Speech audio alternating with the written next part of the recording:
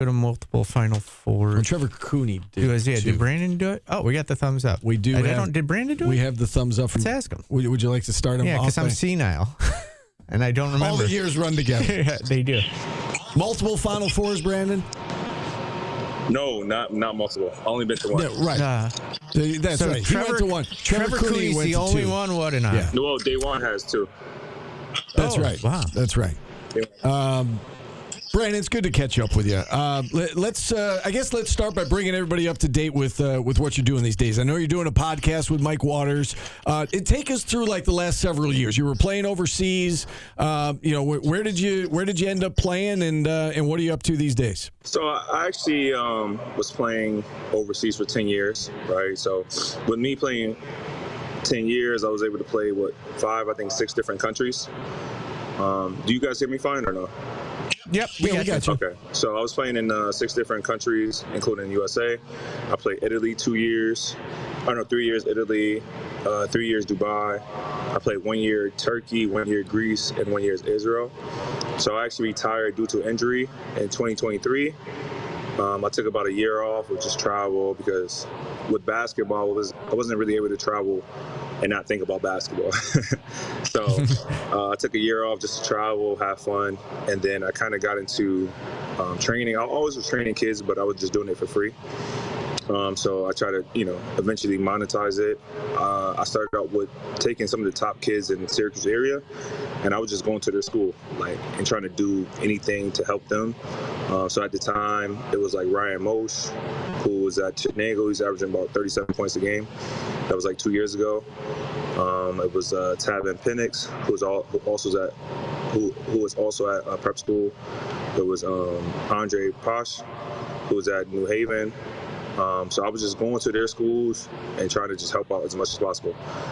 Just to speed up to now, I'm a part of a mental health basketball clinic called Clinic Kids, where we take former professional or D1 high-level basketball players as our, let's say, our trainers/mentors, and we have a mental health clinician, and we go into schools and pretty much teach them mental health through basketball. So that's what I'm doing, and also doing my individual training. That's awesome. It sounds very rewarding. How'd you get involved in this podcast with Mike Waters? How did I get involved? I want to say he might have heard me talking before. I think he just went on a limb and asked me. He knew that I was in town. I would bump into him a few times, whether it's at a game or something like that. So he initially brought it to my attention that he wanted to do like a podcast, and if I could do like guest spots. And I kind of just wanted to get my name out there a little bit more through just having knowledge of basketball, but also through the work I'm doing. So I thought it was a great thing. That is a great thing. Yeah, go ahead, Paulie. I was going to ask you what it was like playing at Syracuse as a local kid, because, it hasn't gone great for, JJ's played great. His stats are great, but, he catches a brunt of the fans, wrath when things are going wrong. What was it like as a local player? And have you talked to him about, doing it here at Syracuse? I haven't spoke to him about directly being a guy from Syracuse. Because guess what? The Boeheims, they did it. And I'm sure they go through the most, just with their dad being a coach. But for me personally, I wanted to be the best from Syracuse to play at Syracuse. That was always my goal. Because I would hear the bad thing about, Coach Boeheim, he doesn't play the local guys. He don't favor the local guys. And I just so happened to go to Syracuse and start every game. Obviously, I only lost 25 games in my whole career at Syracuse. 25 games. Yeah, that's not bad at all. Yeah. In 4 years. Yeah. It's remarkable. And so I guess with that being said, Brandon, it's a good transition into this year's team. And I guess the last handful of years have not gone the way that Syracuse fans or Syracuse players or Syracuse coaches or, the alums wanted to have gone either. What do you make of, I guess, where the program is right now and the struggles you've seen the last 5 years? I mean, it's tough. The thing is, like, as a Syracuse fan, I feel like just a fan, not even just a player, as a fan, the city of Syracuse is a much better city when Syracuse basketball is doing really well. And, the bars are packed, the restaurants are packed. You ask everybody what they're doing. They say they're either coming or going to the Syracuse games and things like that. So when we're playing well, it gives, like in Syracuse, there's not a lot to do. You know what I mean? So if no one's at the Syracuse games, like, what are they doing? I just as a fan just look forward to one, really like kind of being rejuvenated as a program. Obviously we had our down years. I think this year we do have enough athletes to compete as you're seeing against Houston. But then obviously everything's new. Coach Autry is a new coach. He's been coaching only 3 years as a head coach. And then on top of that, he coaches a new team every year. You know what I mean? So it's kind of difficult.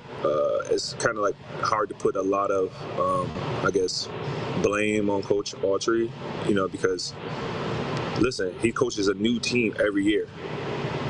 And him being a new coach, it's kind of a weird situation, but I think Syracuse, we're obviously a way better team than we were last year. But losing to Hofstra is kind of tough. You don't want to lose that game.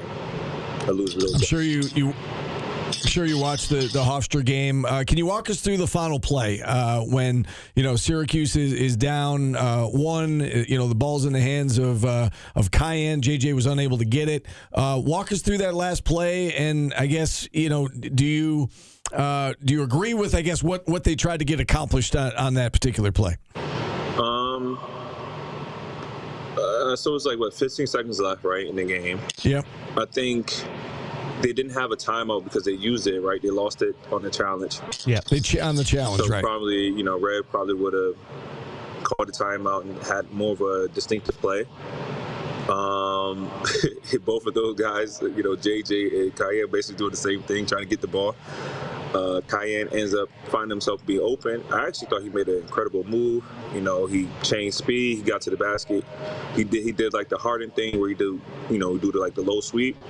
Guy grabs his arm, and what do you do? Yeah. It's kind of difficult. Obviously, the basketball trainer in me would be like, all right, just try to go more off 2 feet. But he made a move. I thought he made a great move to put himself in the best position. He didn't sell out, meaning he didn't just shoot a jump shot. He actually tried to go to the basket. I don't think he did anything wrong in that situation. As a fan, you don't want to be in a position where you're about to lose to Hofstra, right? You want to be in a position where they're trying to catch you instead of you trying to catch them. You know what I mean? So obviously there's way more plays down the road that leads up to that play. You know what I mean? Yeah, for sure. One point guard to another. I mean, watching Nathan George play, he came in here with high hopes, led the ACC last year in assists. He has struggled against the better teams, especially of late. What do you make of Nathan George, his game? And, if you could talk to him, give him a little advice, what would that advice be right now? My advice to him is just don't really think about scoring. I think everybody else is putting pressure on. He didn't score this, he didn't score that. Well, if Cayenne's supposed to score 13, JJ's supposed to score 15, and then you got William Kyle, who's been scoring, around 11. You got all these guys who can score. I think George is the last one you should want to score. So for me, he should just not put the pressure on himself to score the ball and let it just come to him. I think now that everybody's making it a point, hey, you're missing shots, you're not making your three, you're not doing this, you're struggling. I think he was struggling in the preseason, if I'm not mistaken, shooting. And a lot of people were all right, hey, I see that you're struggling. But for me, I think the main thing for him is just trying to control the tempo of the team and control what the team does and not necessarily worry about his offense. I think he'll be good. He's averaging 6 or 7 assists. That's still great. It's not a bad game.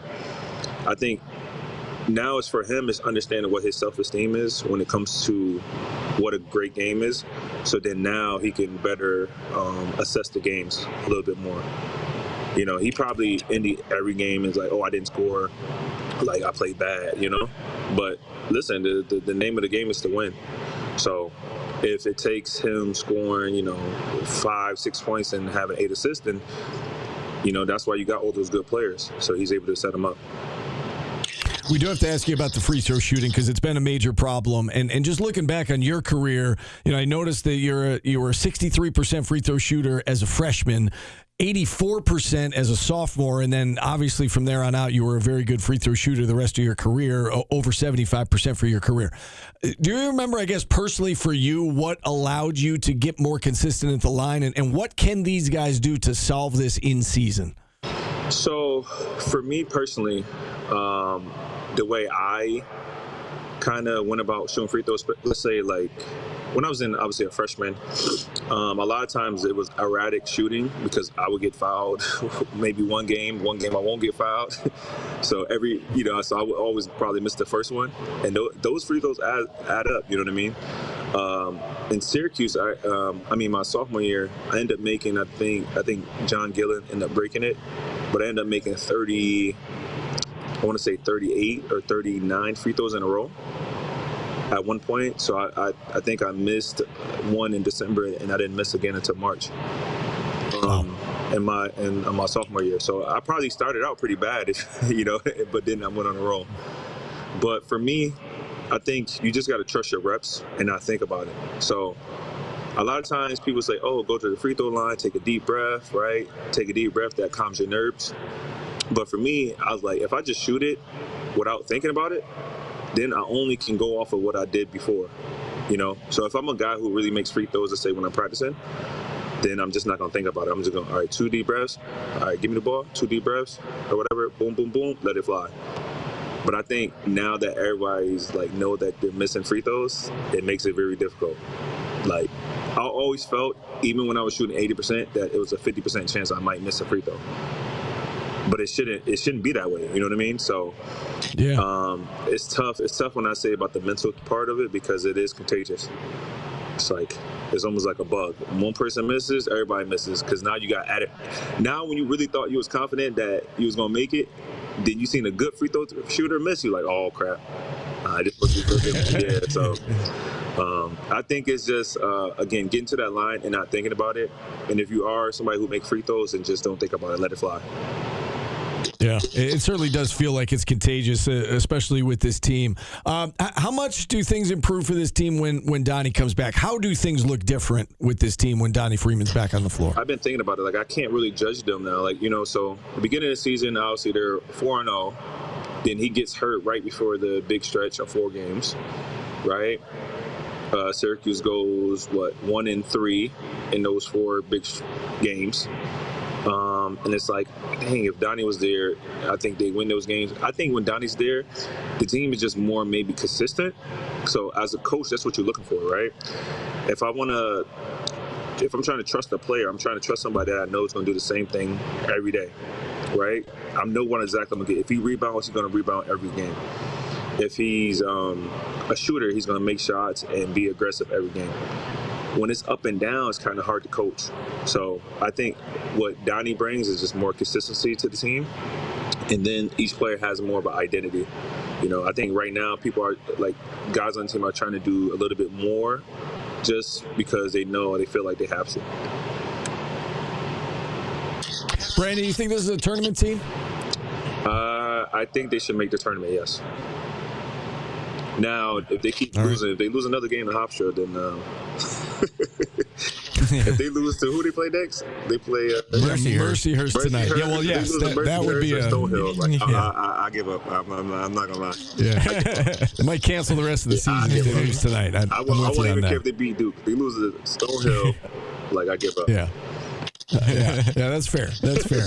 Brandon, thanks for your time. It's great catching up with you. Continued success with everything that you're doing, and hopefully we can chat again. Happy holidays to you and your family. Yeah, thank you. And next time I'll have a better setup. I was just training some kids, so I'm sorry about that. Okay, no worries. All you good. Did great. All good. Get back to work.